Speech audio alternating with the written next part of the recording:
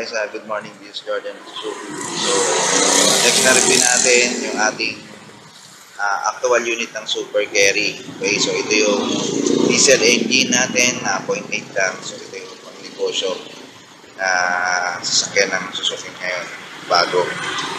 Okay, so ito yung facelift.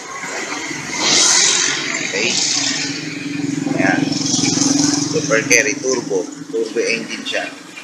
Okay, merong wiper. Ito natin dito. Ayan, so ang available pa lang po ngayon guys, ito pick up type. Okay, so yan.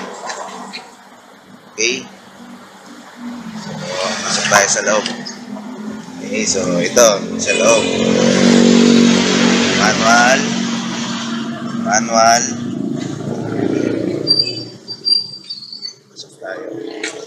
Pasok tayo. Okay, so kasya pala rito maski tatlo na tao. Okay, so dalawa dito sa passenger, medyo siksikan lang. Okay, so ito, manibela, speedometer. Okay, so guys, ito mga socket, mga accessories. Okay, so sa mga magtatanong na, ito muna, glove box. So, susihan niya ito. Susi niya. Yan, glove box. Okay. Ilaw. Okay, may visor din siya. Sun visor. Okay, so walang aircon, wala rin blower. So talagang pang-negosyo talaga siya. Manual, transmission, handbrake. Okay.